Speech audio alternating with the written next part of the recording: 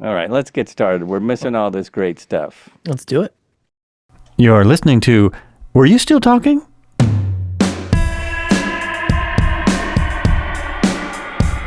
Hey, welcome back. You are listening to Were You Still Talking? And this is Joel. In my studio today is Kevin Palmieri. I hope I pronounced that right. I forgot to ask him. After hitting his goal at a six-figure income, Kevin realized that there had to be more. He had the car, the money, the typical American dream. It took getting it all to realize that what matters most are your thoughts. And that's how Next Level University was born. Him and his partner co-founded Next Level University. He is also one of the members of this new podcasting thing, Podmatch. And great to have you on the show. I'm very excited to talk to you. He's put out what, a million episodes? And 2,109 as of today. And thank you so very much for having me. I'm excited. You're so welcome. That's because I'm almost to 100, so that is a lot of podcasting episodes. Most of my questions are going to be about podcasting. I love it. I still am interested in that, and it's always been one of my favorite subjects for having people on the podcast. Okay. Well, you got the right guy, because I love to. Now, look, I cannot claim to know it all because I don't, but I love talking about it. So hopefully, it'll sound like I know something. Well, after just doing that many episodes, you've got to know something. And there's several things I see that you know already. And so even if you're not a podcaster, you might be interested in this. For instance, you have a fantastic background. Thank you. That's great. And people who, especially guests, you need to work on that. Look, take some video of yourself with your background. It's easy now. You can go, this is a blue screen behind me, so it's easy to get good backgrounds. But I love that you have your family there and everything. It's very nice. I appreciate it. I was wondering, are those sound panels or squares? Yeah, quite the opposite. If they were in front of me, there would be an echo. They are made out of PVC, so they are not. Oh, so exactly they're what not you helping. Don't want. Right. Yeah. But they look cool, and that's all I care about. And that's why we have these close mics. So that's right. You don't really hear the room that much. No, you should. There's a lot of other stuff too. So below the camera, I have a TV, and then it's just open space. So it picks it up nicely. There shouldn't be too much / any echo, hopefully. I don't hear it. That's what we like. But it's okay. I'm getting deaf. And I'm curious, because you put the mic kind of like this. What mic are you using? We are using the Audio Technica. I think it's the AT2020 or the AT2040. Oh, nice. One of those two. Yeah. What are you using? The Shure? You have the Shure? Mm-hmm. I have the SM7, the old standby, in the other room for my Zoom. Not my Zoom. My Twitch stream. I have an M7, which is the same as this. Well, I thought it was. It looks like this, but it has also has a USB, so you don't have to. But you don't have to use the XLR. But using the XLR, it works a lot better. And I found out the capsule is not this capsule. It's actually more like a 58. I don't know. What do you like better? This is definitely better. It's better for you, and I would hear the difference. This is smoother. It's got this smooth, rich low end that the M7 is missing just a little of. Okay. You have to EQ it in a little. It's hard, but I don't think anyone would know that. But me. Can I ask you a question? Absolutely. Joel? Now again, this is weird. For some reason, I love watching Microsoft Flight Simulator streams. Oh, nice. Why do I like it? Well, I hope you like it because it's actually there's a couple. That's a great question. There's a couple things. One, I'm hoping the streamer is good. There are some Microsoft Simulator streams you'd probably love. Two Tone Murphy is one of them. Is that who you're watching? No, whatever's on YouTube. Oh, whatever's on. Well, there's a lot. I am just taken by it. That's interesting. I think the other factor in that, me personally, and I heard this, I like helicopters and small planes, but most streamers fly the big stuff.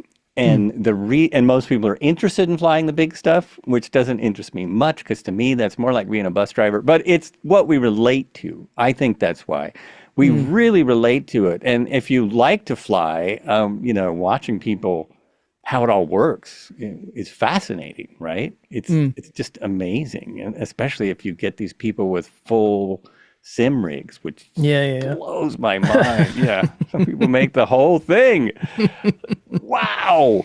So I think that's why. That's my guess. I'm always wondering when I'm streaming, how many people out there have never done that? Because I do group flights too. So I have, between 12 and 20 people flying along in the background. Interesting. And I hope they tune in. They don't all tune in because they can follow along anyway.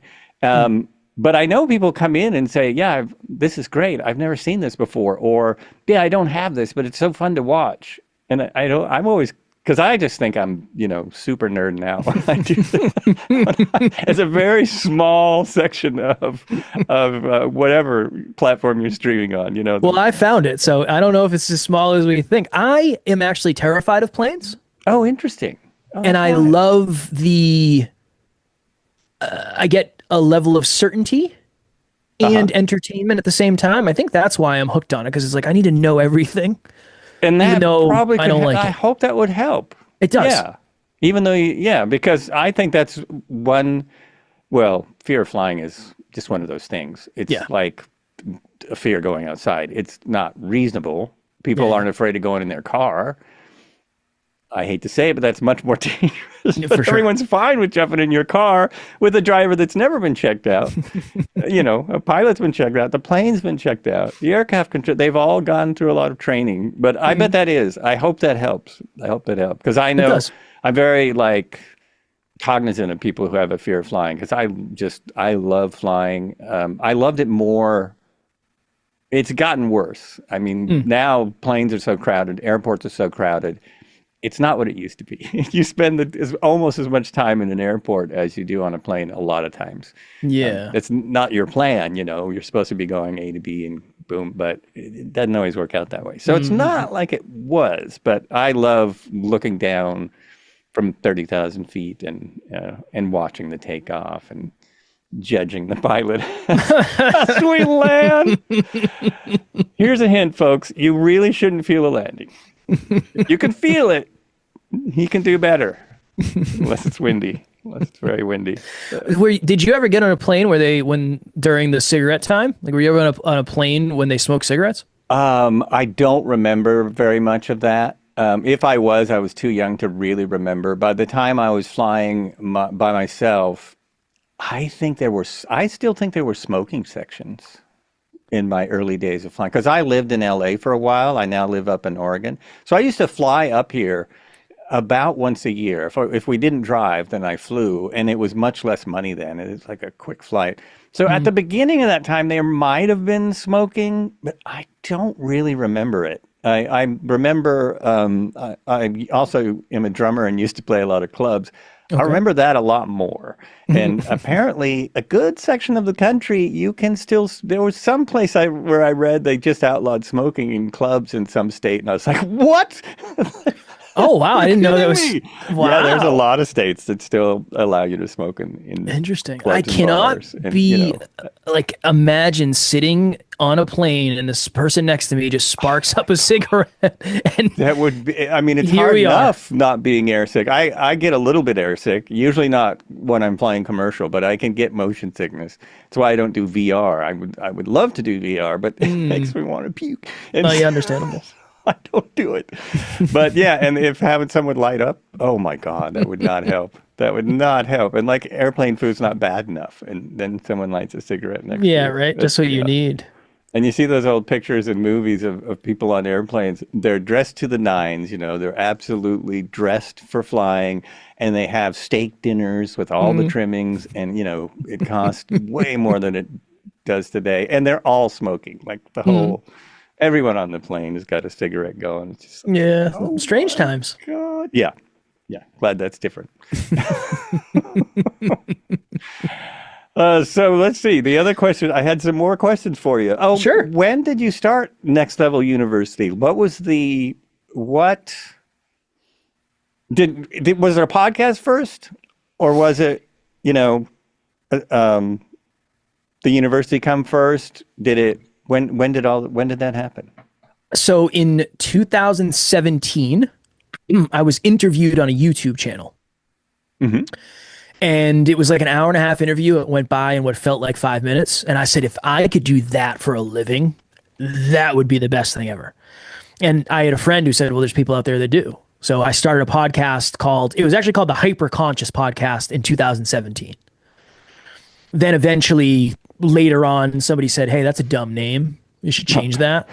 I was like, definitely not going to happen. And then we ended up rebranding to Next Level University. But the university part has always been kind of a thought because we're educational. We want to help people with personal development. What's the best way to do that? To make an online campus was kind of the thought for the university part. So yeah, it started as a podcast about self-awareness, eventually evolved into a podcast about success through personal development. And as we continue to grow, we'll have like an online campus in the near future. Oh, okay. Cool. Yeah. Been a weird journey. Yeah, I started a podcast because someone said I could. Someone on a podcast, famous person, said, "Oh, anybody could do this," and I stupidly thought, "Oh, yeah, and actually you can." And I had equipment and stuff that helped, but yeah, no one will necessarily listen. But so you have a lot of downloads according to your website. Yeah. What are like the main aggregators? Where are the main places that people listen? Or Apple, Spotify. Yeah, Apple and Spotify are 1 and 2 for us. Mm-hmm. YouTube does okay. It's just not like maybe 20% of our listens come from YouTube. But Apple and Spotify are the big two. Again, in 2017, 2018, when we started, Apple was the thing. If you weren't on Apple, you weren't getting listens. That's the way it worked back then.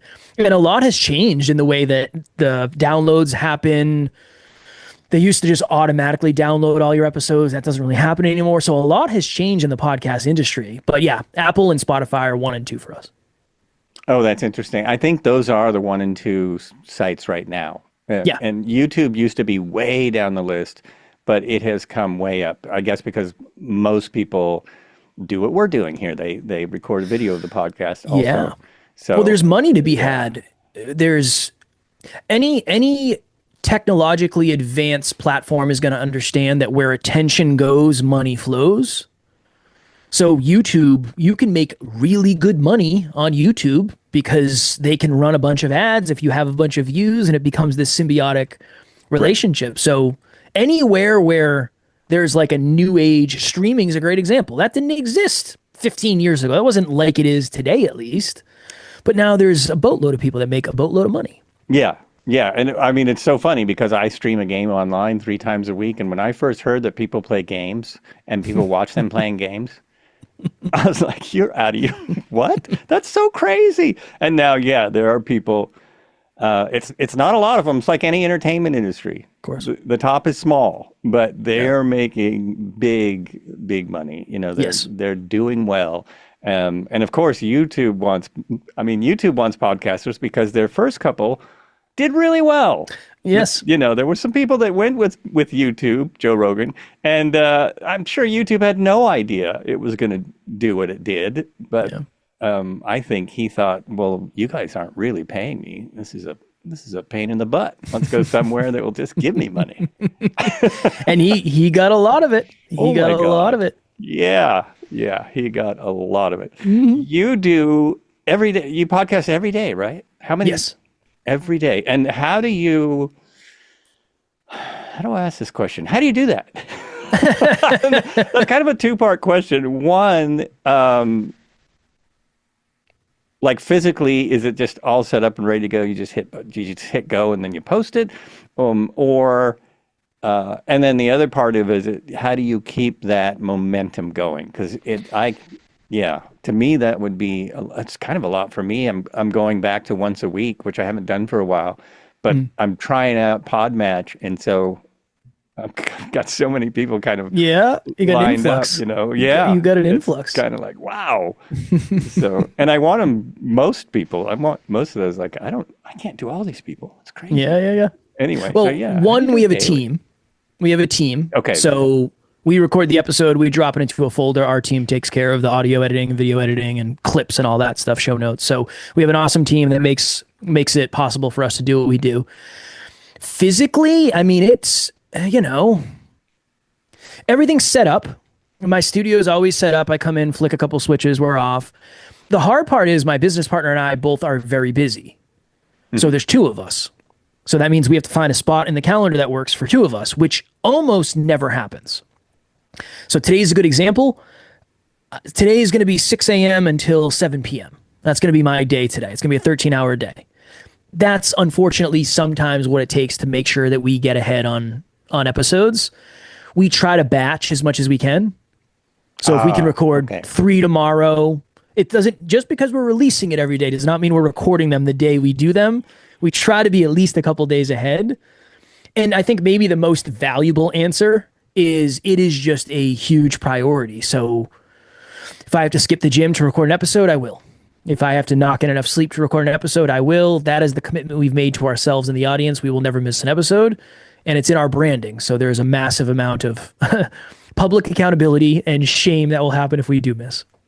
Oh yeah, that works sometimes. I did three different fasts where I decided to do them on the internet, and I don't have that many people that watch what I'm doing. But I told them what I did. A sugar fast was the first one. I can't remember what the third one. Anyway, and the second one was the hardest. I did a phone fast, which meant basically also a social media fast, and that, which was weird because I'm trying to post it.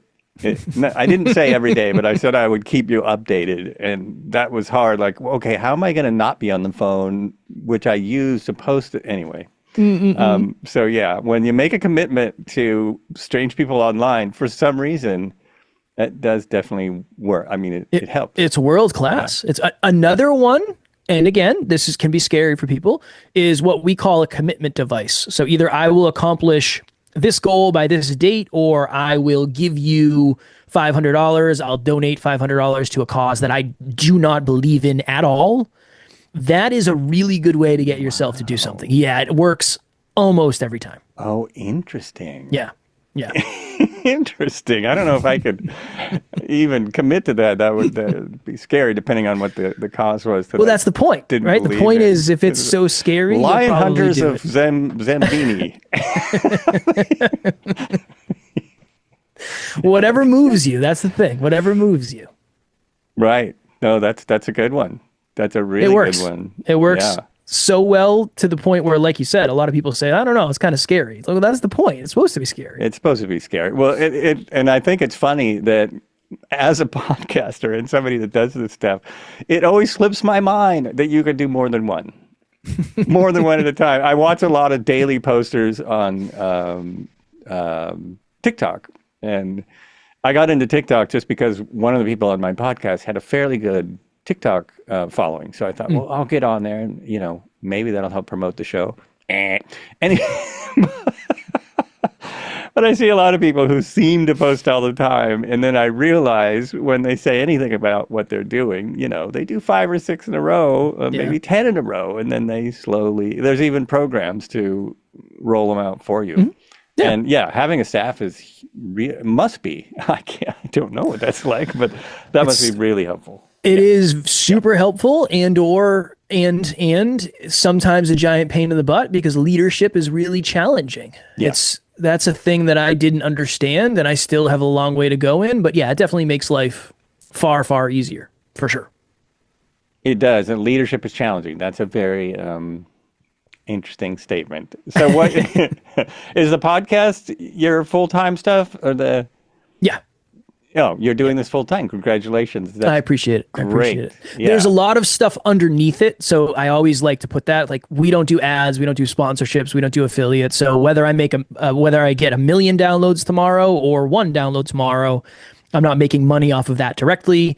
Everything we do is coaching, products, and services. That's the way that we have built the business, so to speak.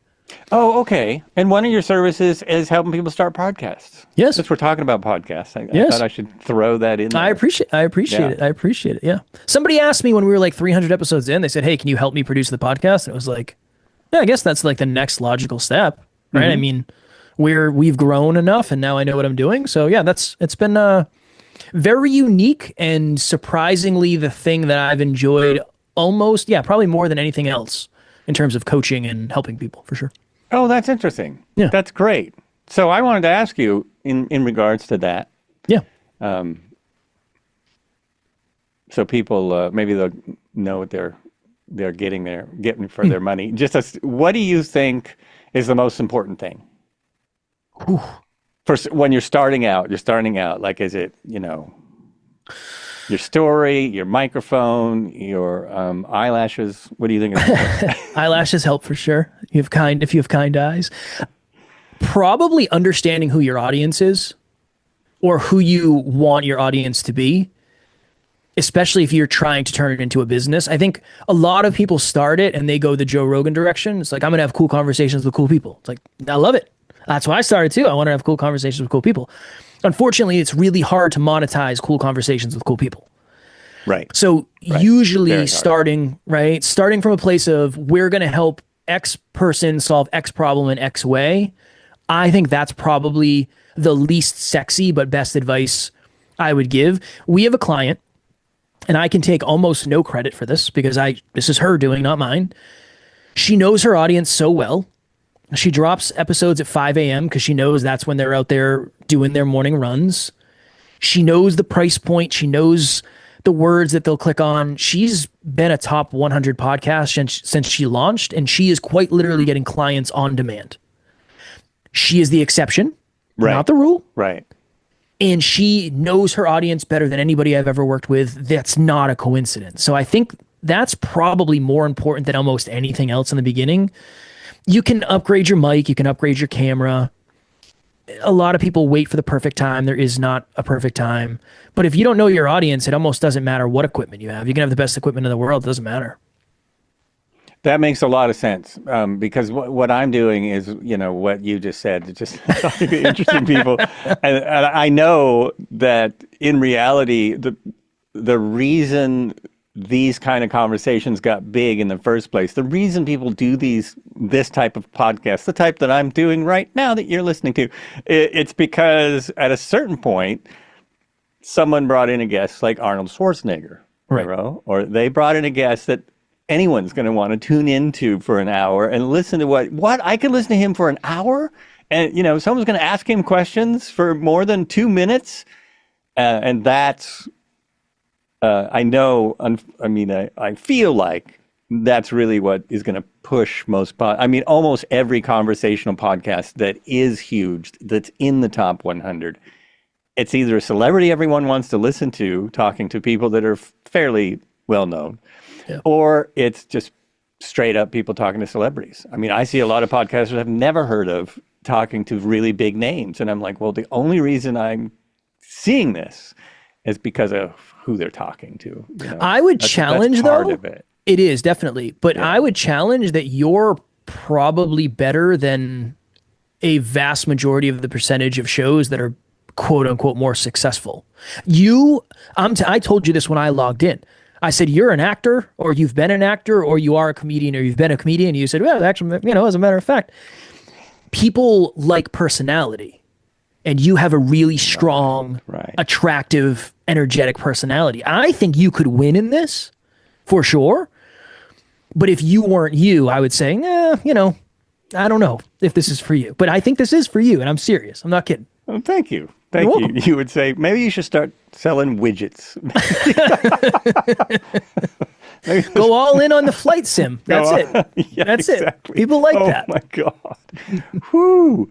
Yeah, that's an interesting one. I try. I'm gonna have to tune in. Yeah. It's on. Is it on YouTube or just Twitch? It's on YouTube and Twitch. I was doing Twitch. Well, I did. What's it called? I'll tell a little bit of my story. I tell this story often, but that's okay. I started doing videos, just YouTube videos, just like whatever. I see a lot of these videos, and not many of them are helicopters. And I'll just throw some videos out there, and some of them got watched. Like It took a while, but some over 1,000 views was like when you're new to YouTube, you're like, wow. And now that I've got some over 10,000 views, and it's like, wow. The majority of them are still not there. So I did YouTube a long time, and then I started doing, separate from my videos, I just started doing group flights on Discord with people, where we would just fly along together and BS on Discord, just about, usually we'd talk about whatever, sometimes about the flight. So then I saw some people doing, I don't know how, I still can't remember how I happened on this, but I started watching this guy named Two-Tone Murphy. He is really entertaining. He now has, for the flight sim community, a huge community. He's over 12,000 members, followers, which for flight simming is huge. I realize for most Twitch gamers, that's not huge. But so he's one of the top, I don't know, top 10. Anyway, watching him, and then I got to know that community and talked back and forth with him and saw that, oh, okay, I could give this a try. And Twitch is like, well, we'll pay you after it's like 50 or 100 followers, and we'll start paying you. And that's YouTube. It's, you need 1,000 subscriptions for them to think about paying you. Because in reality, on YouTube, you get 1,000 subscriptions. Now you're in the, whatever they call it, the creators camp or whatever it is. And we'll think about paying you one day. But you need a lot of downloads to actually get money specifically from them. Twitch is like, oh, you've got 100 followers? Okay, well, we'll give you so much for every sub. So much money for every sub. Like right now, not tomorrow, immediately. And I got that in the first month, I think. And I was just shocked. The first time I got paid through PayPal. So anyway, that's what encouraged me, is that it's not a living, but at least they reward you for being on their platform. And then about a few months ago, there was a better dual stream device that came out. Dual streaming used to mean you're sending the stream out to two places. So you're literally using double the bandwidth. Because you're actually sending. So most people who dual stream were doing it with a second computer, which is like, I have enough problems with my one computer. I probably could do it if I worked the Mac in, but that would be really complicated because it's not a PC. So anyways, I just decided, well, now I'll go back to going on to YouTube. Also, very few people watch it on YouTube, but it kind of looks better on YouTube. YouTube looks better, and it doesn't have as many interruptions. And then Twitch just said, well, you want to try out this? We're trying out 1440 now. So if you want to up to 14, that was a big disadvantage. Twitch was at 1080, like they were in the Stone Age. And so it's still, even streaming at that, it still looked better on YouTube. But now they said you can stream in 1440, and I've just started trying that out. And it's like, yeah, to my eyes, it looks a lot better. So now I'm both places. Flights with Joel, by the way, that's it. Flights. I'm going to check it out for Joel. sure. It's a lot. We have a lot of fun. We don't exactly follow procedure. We just screw around and be amazed by the sim when it's working. The latest sim, when it works, is pretty fun. I watched a very, very abstract, obscure video on Microsoft Flight Sim from its inception to they just like stopped making it, even though it was one of the biggest games ever. And it was a very interesting. I was like, wait, I didn't know one guy made like the first 6 of them. Interesting. It's wild. Yeah, that whole story is crazy. In 2020. When we were all locked up and we were introduced to the fact that they're going to bring Microsoft Flight Sim back, all of us simmers were just aghast. I was starting to use this other program that I really didn't like, but it was still being done, it was still being used. And Microsoft had sold theirs to, now I'm forgetting the company. It's a defense company. They make real aircraft, and they're a major defense company. I'm totally forgetting the name of them. And they changed the name to P3D. And Lockheed Martin. Lockheed Martin bought the sim to use as a commercial sim, to use as their trainers. from Microsoft. And what nobody knew was that they left the license. They had a 10-year lease or something. So in 10 years, if Microsoft wanted to, they could say, well, we're going to take it back. And they did, much to the surprise of all the Microsoft, all the people who play the game, and Lockheed Martin probably, although they haven't commented. It was like, what? And so they made a sim that could potentially, be mind-boggling, but it is what it is. We know. I don't know if you've ever worked on a Microsoft computer, but there are difficulties. Yeah, I've heard mixed reviews, I will say. Yeah, it's the same as every sim I've ever. Every simulator takes a lot of tech. You have to be tech-minded, and the kind of hard part about this is that because it looks so amazing and it looks so fun, everyone jumped in. More people bought that first sim than ever bought a sim in the history of simulators, which means only about 1 million people. It's it's not like the games. It's not. There are games that outsell the movie industry now. Gaming industry was bigger than movies for a couple of years. I don't know if it still is, but anyway, so it's unfortunate because so many people buy it, and it just is really hard to get it going for whatever reason. Their computer's not up to it.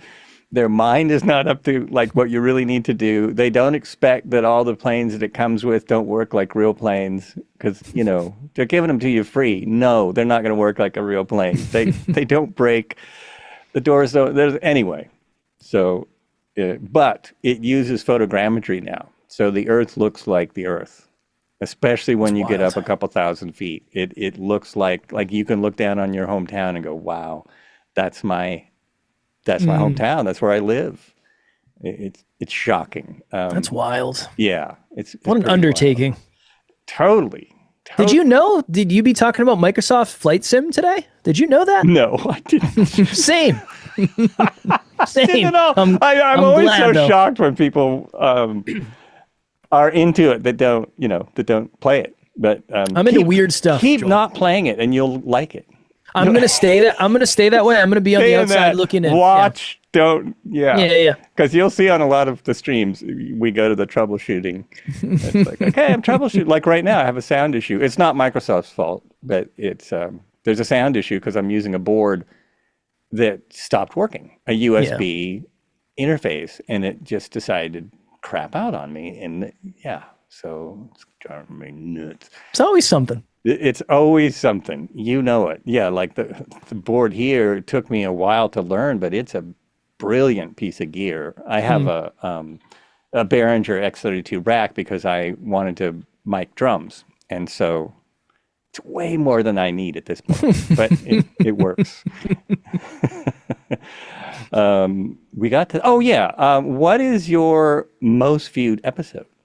Oh, man. Back to that old podcast subject. Most viewed episode. Maybe you don't know. No, we have a couple on YouTube that have 50,000 views, 40,000, 50,000 views. And then on audio, honestly, I'm not even sure on audio because there's so many.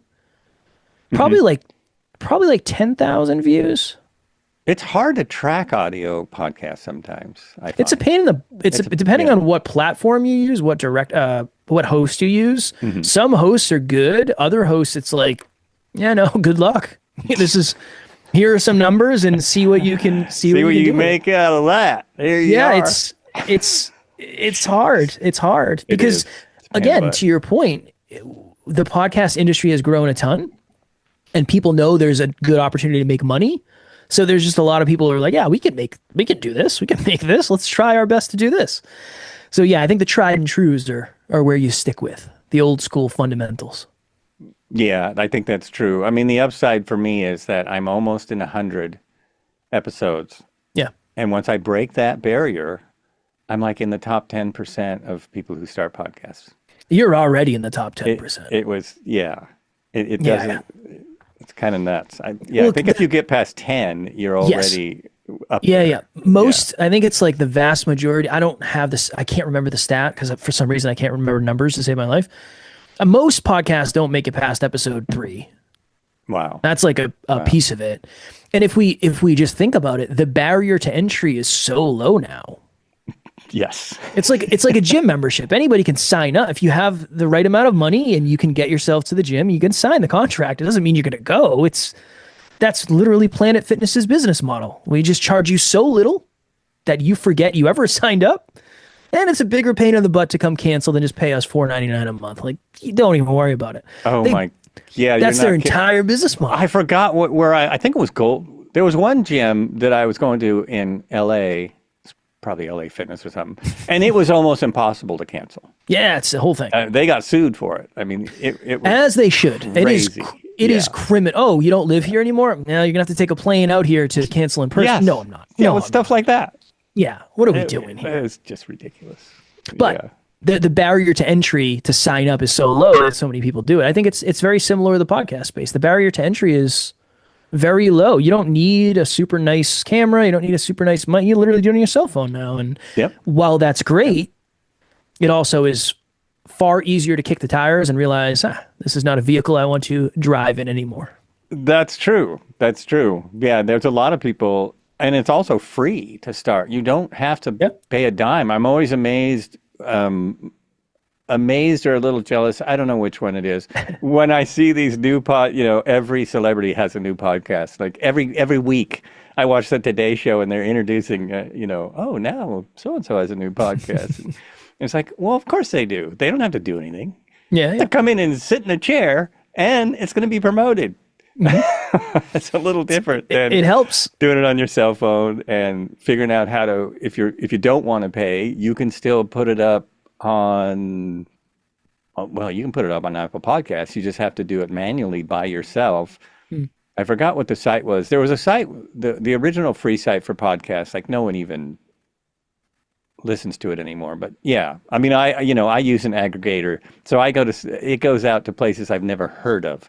Yeah. Occasionally I kind of, or I not that I check, but I will put it in Google and it'll come back from some obscure podcast place in China. It's like, isn't that interesting? Yeah. It's everywhere. It's everywhere. It's everywhere. Yeah. It's everywhere. Yeah. It is wild. You set it up, you hit a button and it goes to all over the place, all over the world, every platform, every directory. And it's easier than it's ever been. Yeah. Super fast. Like it used to take a few minutes, and the last couple I've put up were just like, okay, it's up. There it is. And I usually go check Apple or somebody. Yep, there it is. It's up. It's 11 seconds. It's wild. It's wild. Some people, nuts. I think it depends on where you are in the world, because some people have like started a podcast and it just didn't go live for like a week. It's like a week later. I'm convinced it depends on where you are in the world. Oh, maybe that's it. Yeah. Maybe, yeah. Different markets. True. And different internets. I mean, and different internets. Systems are different. Yeah. Yeah. It's kind of wild. When I started, it was still it's more than doubled. I started in 2019 and the space has more than doubled. But the flip side, the reason, I don't know why I keep going. I just like to talk to people like you, I guess. It's not it's not money keeping me going. But, and also the fact, what you just said, people do 3 and drop out. So it's not like there's a big threat for the space getting too crowded. I guess it's really not. Yeah. Most people think, there's 5 million podcasts. I think there's like 440,000 in recurrence at a given time. Which it's not that many. Minuscule. I mean, it's not that many. No. Yeah. No. It's really it seems like a really big number, but and there's podcasts starting every day and there's podcasts stopping every day. Like if you just keep going, that is our strategy, is just be the most consistent ever of all time. And eventually I feel like you kind of have to win, because who's going to be there when the Joe Rogans go away? Like people are going to want to consume content. Right. They're going to come over to you. That's the goal. Like the goal is, I have a similar style. They're going to come over to me. It's just like anything else. I think it's just survival. The person who survives the longest usually can end up winning. Hopefully it's the goal. Yeah. I'm amazed. Rogan and others in his position must be extremely motivated, because they obviously have enough monetary. They've made enough at this point. For sure. But they really must like it. Who's the other podcaster I'm thinking of who used to be a shock jock and now he has a really fantastic podcast, radio host. It always slips my mind what his name is. Shock jock, not Howard Stern. Howard Stern. Howard Stern. His podcast is fantastic because he kind of is the opposite of what he used to be. He used to be just so over the top. He's doing the same thing. Like he's really good with his voice. I've actually read some stuff about what he does, and it's like, yeah, he trained on radio. He didn't pop into the world like this. He really trained it. Anyway, he asks a question and lets the person talk. He's a great host. Yeah, he is really a great. The thing that always blew my mind about them is their ability to produce such high quality live music. Have you ever watched like any of the live performers that have been on his show? Oh yeah, well they are in a studio. Yeah, but it's like it's crazy to. I mean, how many live sets have you heard that are just like, well, this is not. They do a really good job. I feel like, and I also don't know anything about music, so if I'm wrong, let me know. No, it's true. And I'm always kind of amazed at this point in time why you couldn't do a good live set. Like what the F's the problem? I get why they don't do it at the Super Bowl. And, they don't want things to go wrong. Yeah. So they don't do that live. But I get that. But when you're, on any television appearance, you would think it would just be amazing. And for somehow Saturday Night Live almost always has a great. But whether or not the performance is live, it sounds really good. They have it down. It sounds amazing. So do you have, are there any favorite episodes of your podcast? Oh yeah, for sure. Yeah. For sure. Probably my favorite ever, we interviewed somebody named Kenny Florian. When I was in high school, Joel, I was training to be a professional mixed martial arts fighter. Oh, okay. And he was one of the fighters that I was watching back then. Mm-hmm. And he made it to the top of the top. He was in the best company in the world and relatively famous. And we got to interview him and I got to ask him about fighting. And it was just like, I can't believe this is what I get to do. This is so wild to me. That's probably my favorite episode I've ever done. Just because at one point it seemed like it was so inachievable. Another one that was super cool, we interviewed somebody at their house in Malibu, and like the backdrop of the podcast was the Pacific Ocean. That was really, really, really cool to do. Oh, nice. Yeah. Nice. The sun was atrocious and it was terrible. I mean, I'd have my sunglasses on, but we don't have to worry about that because the backdrop is what everybody cares about anyway. Right. That's what they're actually looking for. Yeah. Yeah. I couldn't see, but whatever. Don't worry about that. That doesn't matter. So you were trained to do mixed martial arts in high school? Yeah. Yeah. I didn't want to go to college because I didn't like school. So the last thing I could imagine was doing 4 more years of something I didn't like. My grandfather was a professional boxer. My great-grandfather was a professional boxer. Feel like that's the next evolution. Let me carry on the lineage here. So yeah, I trained for, 3 or 4 years, tore my shoulder, and then realized, interesting.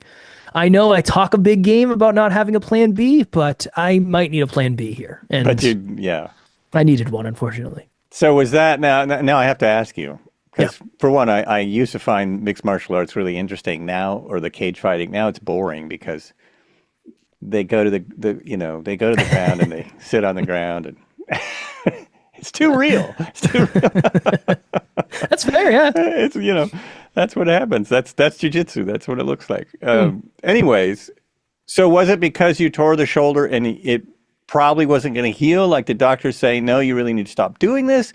Or is it are you more like myself and you went, I don't want to be in pain all the time? No, the pain didn't really bother me, honestly, probably to a detriment. In retrospect, when I look back, I just wasn't committed enough. Mm-hmm. I think it was one of those things where it was like cool to say I was doing it. Even in this moment, it's cool to say I was training to fight. But I knew guys that cared and were way more committed and sacrificed way more than I did. So I think it was a convenient excuse for me to get off a train that was cooler sounding than cooler doing, if I'm being as honest as possible. Well, no, that makes sense. You really gotta. That's the kind of thing you really gotta love. It's kind of like Yeah. dancing, man. If you're gonna be a professional dancer, you better love it because it's a lot harder than it looks. Yes. Or a lot of those any of those physical things like that. Yeah. Well, and you're competing with people that have dedicated their lives to it. Right. I wasn't willing to dedicate. If I put the same level of effort into podcasting as I did fighting, I'm sure I would have gotten a lot further. And I don't know, who knows what would have happened. I just was not mature enough to understand that yet. I wasn't prepared for it. I wasn't prepared for it. And do you still do it at all, or is that just? I did up until so I took a lot of time off, and then last year, I think it was last year, 2 years ago, I went back and I did jujitsu. And it's just, the business requires too much of me right now. I can't be at jujitsu at 10 o'clock on a Tuesday. I have a business to run and there's too much going on. At some point I'll go back, but until then, bodybuilding is I essentially had a real conversation and said, look, you're going to have to choose between bodybuilding and weight training every day or doing jujitsu. You're not really going to be able to do both and get good at either. So I chose weightlifting and bodybuilding to just continue. Well, yeah, that is a deep commitment. I mean, Yes. if you want it to work, it's a lot of people go to the gym with no idea what they're doing. But if you're actually okay saying no, I'm bodybuilding, I'm using weights and diet to change my body, and most people don't do that. So yeah, since you brought it up, you bodybuild. How often do you train? Every day. Every day. Pretty much. Right now, I'm in a pretty severe diet, unfortunately.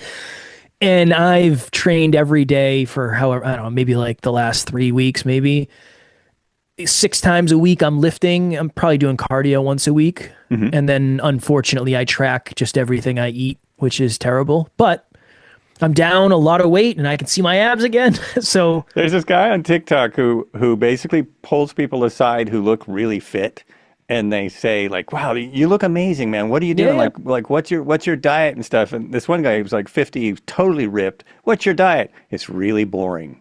Yep. Yeah. It's really boring. It's the unsexy. Yeah. I essentially eat the same thing every day. Not that I had ice cream last night, right? I can find a way to fit in stuff if I want to. It's just easier to cook a bunch of ground turkey and a bunch of rice and a bunch of broccoli and put it together. It's just easier. I'm blessed to not really need that much variety. And I think for most of us, complexity is the enemy of consistency. Right. So right. I'm okay just eating the same thing. I mean, I podcast every day. I go to the gym every day. I can eat the same thing every day. It's not that big of a deal. So it works. It works. My wife and I eat the same thing for lunch every day, and we tell people this, and they we actually eat the same thing for dinner too, and people just freak out. They're like, "What? You what eat is that it? every day? What do you eat? These fake chicken things called corns?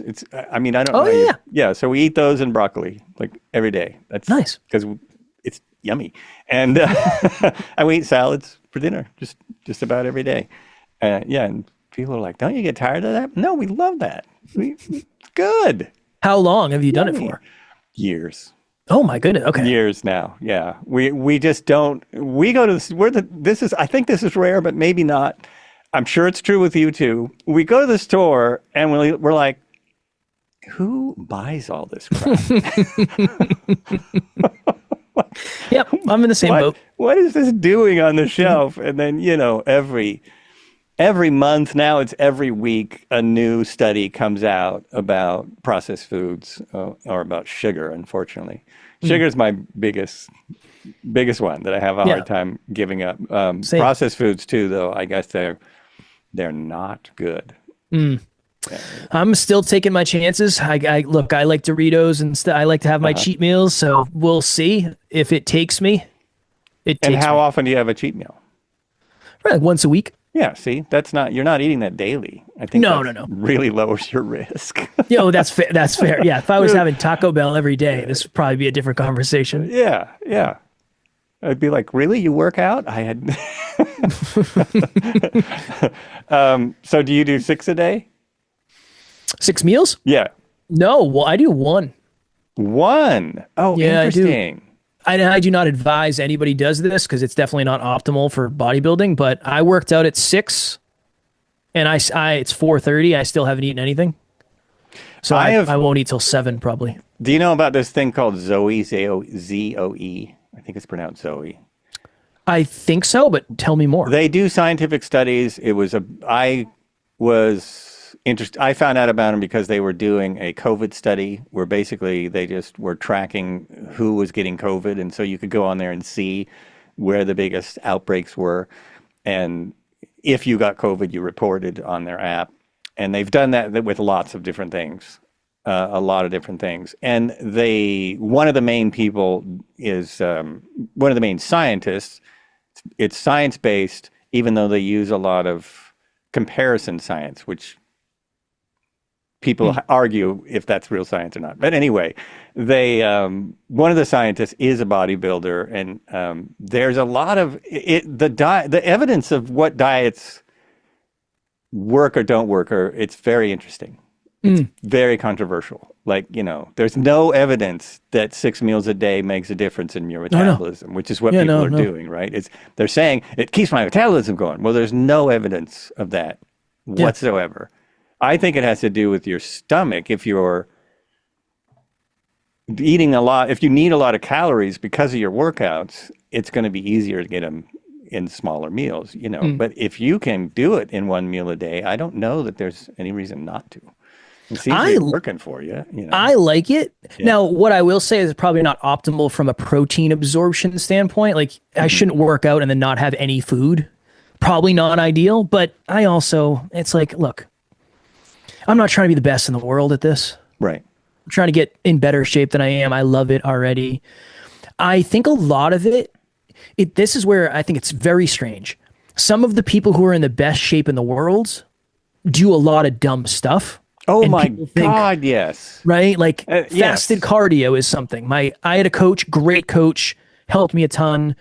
He used to say, you got to do cardio fasted. You can't eat calories before you go because it'll burn fat, not carb. It's like, no, that's not real. Bullshit. That's not based in science. It's based in, that's what bodybuilders used to do in the 70s, and they were jacked. That's it. It's funny because I watched a documentary on, my phone's saying I have a call. I don't know who that is. I watched a documentary on Arnold. Now I forget what it was on, but it was amazing. It was like his entire life story with him narrating it. Found out a lot of stuff I'd never realized. But he didn't start doing any kind of dieting till he came to America. He had now he was 19, so you don't need to do diets. But it wasn't until he came here and Joe Weider started working with him that he'd ever heard of, eating specifically for what he's doing. It's like, what? Yeah. What is that? And mostly that's about getting so cut up that most of us would pass out. Yes. There's a lot of Hollywood stars finally starting to say what it takes to look like a superhero, and they're like, "Yeah, it sucks. It's not good, and it could kill you. If you're not careful, it could do damage. Even if you are, I'm willing to bet if somebody came to me and said, "Look, we'll pay you $30 million to be Superman." Yeah, but. And here's a vial of something. We're going to need you to get 25 pounds heavier, and we need it all to be muscle. A lot of people aren't going to say no to that. Right. So I think that's one of the most common things is people think, oh yeah, he gained 30 pounds of muscle naturally.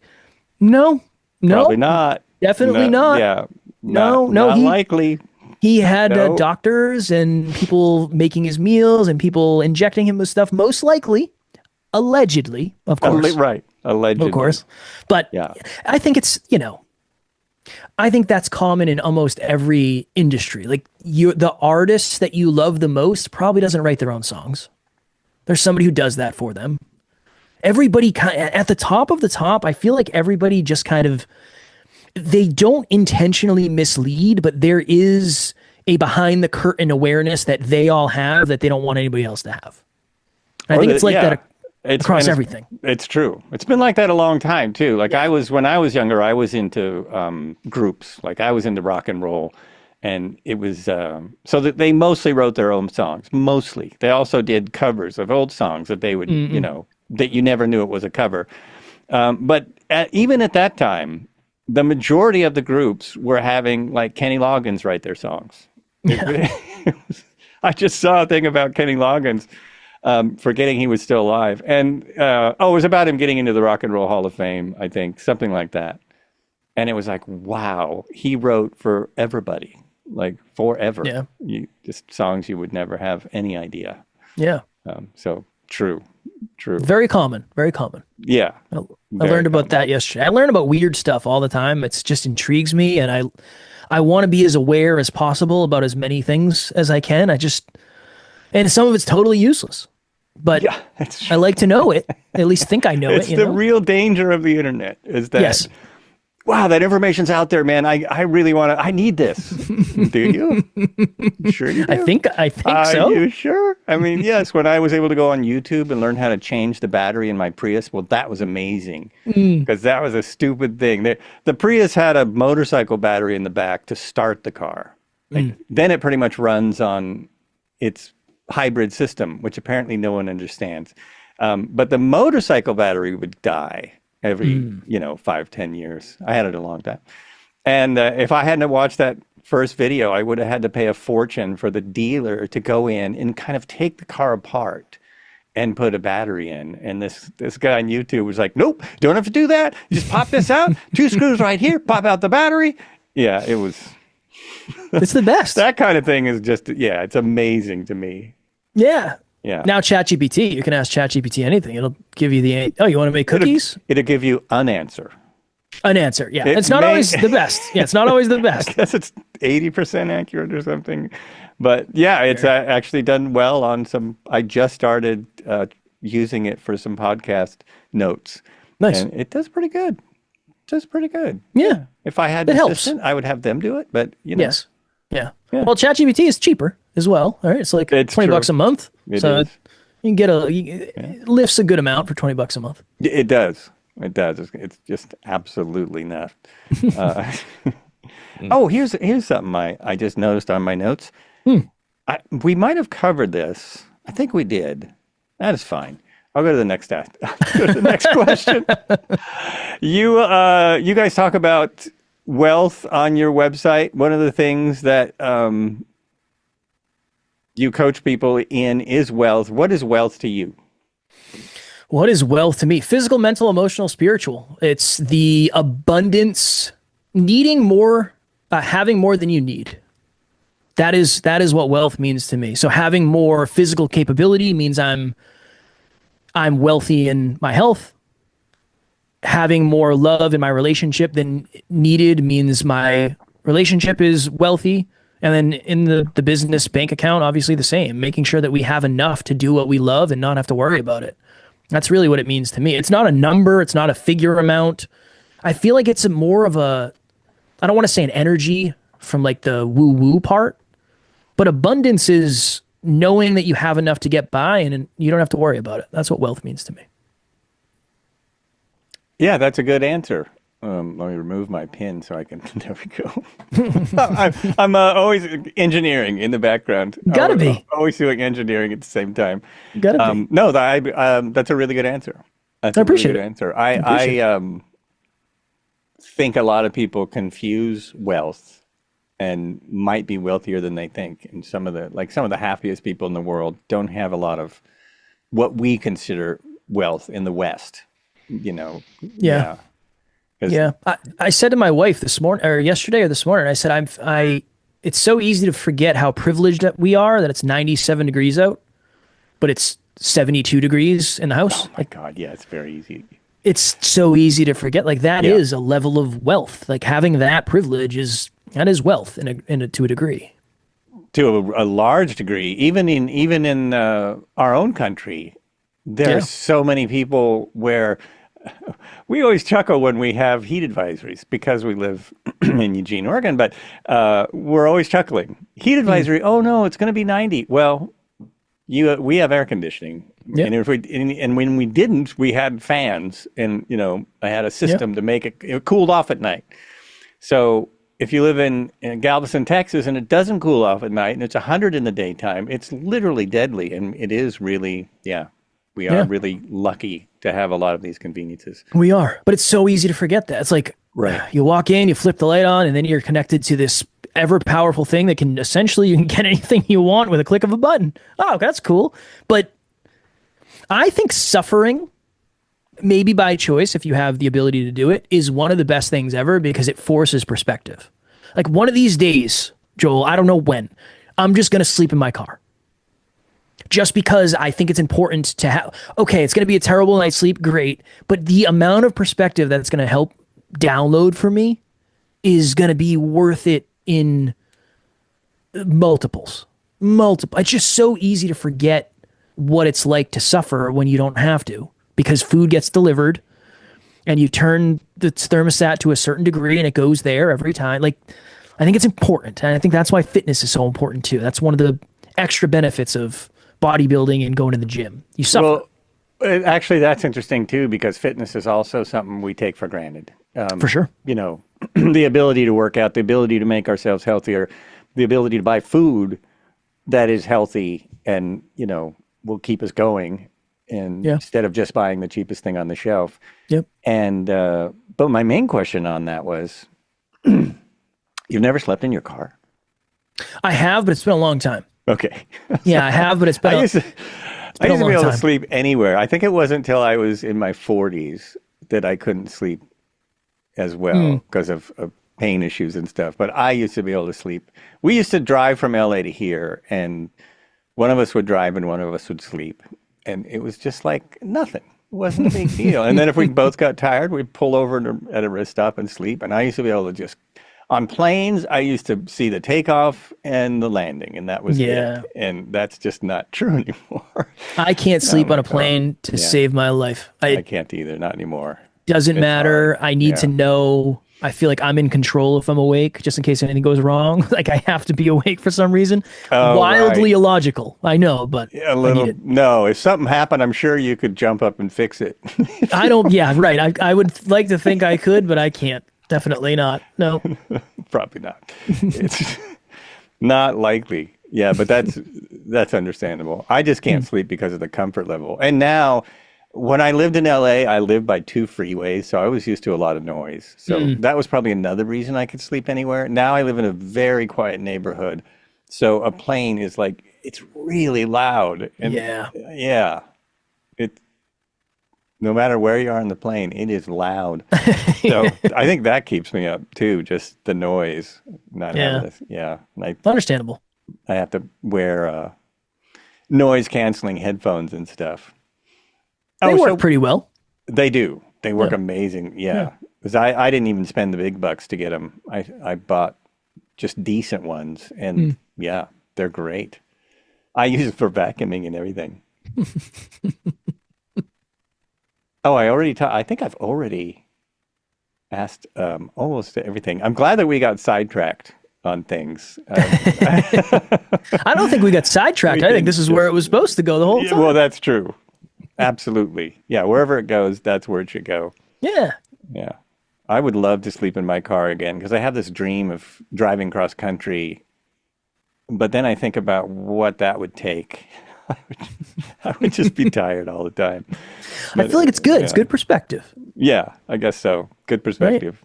Right? That's what I'm looking for. I don't want to do it, but I feel like, or maybe I sleep outside or something. I don't know. Mm-hmm. There's a YouTube channel called, not camping. I think it's Camping with Steve.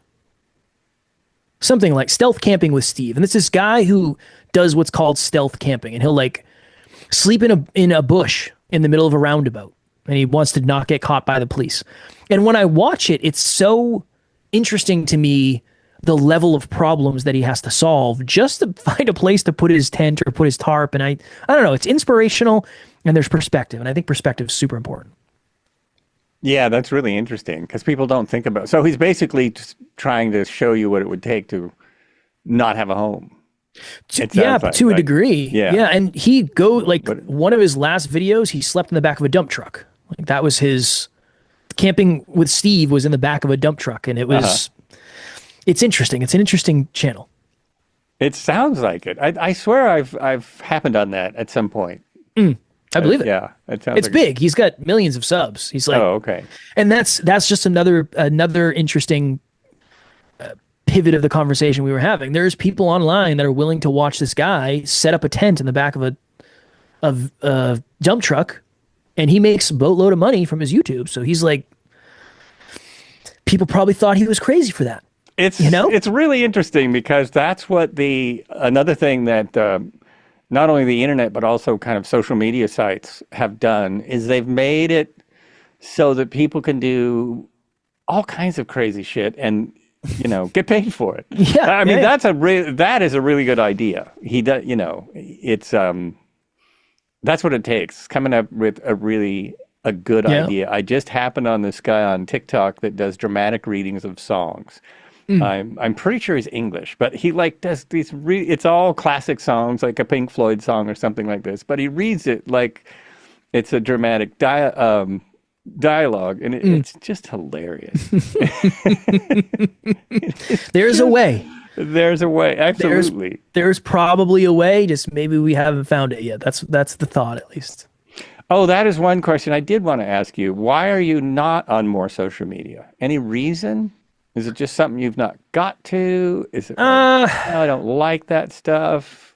Like what specifically? They're stealing my soul. Maybe I just haven't found it yet. Well, TikTok seems like it'd be a really good platform for what you guys do because we're on there daily. Yeah, we're on there. Okay. We just don't post a ton. I think I don't know. We're very consistent, but there are certain things where you just have to do it, but I'm not necessarily as focused as I should be on getting better at it. Mm-hmm.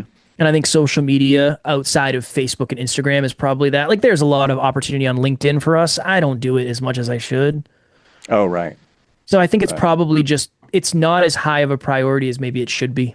Mm-hmm. That's probably the best answer. Yeah. It's not as high of a priority. Yeah, I was just curious if there was a reason it's just not as high. Yeah. It's definitely terrible for me no matter where it is, so whether it's TikTok or Facebook. So it's, no matter what, it's not good for me physically probably to be posting there, but that's not why. Ah, okay. Not good for you physically. What do you mean? You watch? You just go down the rabbit. You go. Oh, yeah. You go right. You go to post, and the next thing it's how many hamburgers can this one person eat in 60 seconds? And then who knows what happens after that? Since doing my phone fast, I've really restricted myself. I have learned to restrict myself because one thing I noticed, this isn't true with any other social media site, but TikTok just eats your battery. I don't know what they're doing, but it just eats your phone battery. And that's exactly it. You'll just go down a road, and some of the roads you go down are really depressing. There is some really entertaining stuff. Yeah. But yeah, some of it's just yeah. See, some of it's too real. It's this is too real. I don't need to know this. I don't need to see this. I don't need to be made aware of this. Right. What am I doing here? Well, how did I get here? What is this? Yeah. Absolutely. Oh, man. Oh, wow. We've been talking a while. I just kind of glanced over at the old clockaroonie on the wall. Time flies, my friend. On the computer. It does. Really had a great time talking to you. Likewise, buddy. Yeah. Likewise. Again, you never know where these conversations are going to go. I enjoyed it very much. Good. I'm glad you did. That's really my main goal. Is that well, not my main goal. Probably my main goal is I don't know. But the guest having a good time is good. The audience having a good time, also good. But I think that's only going to happen if, people are having fun. So let me see now. What do I do at the end of these? I go, hey, thanks for watching. This has been listening or watching, whatever you're doing. This has been Were You Still Talking? And I have been talking to Kevin. Did I pronounce that right the first time? Yes. Kevin Palmieri.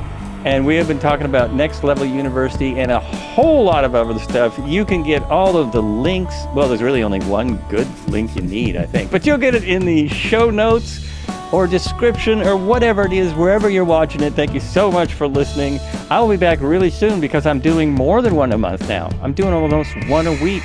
Again, thank you for coming on. And everyone, be good to yourself. Yeah, be good to yourself, be good to each other. It's not an original thought, but I say it anyway. Take care.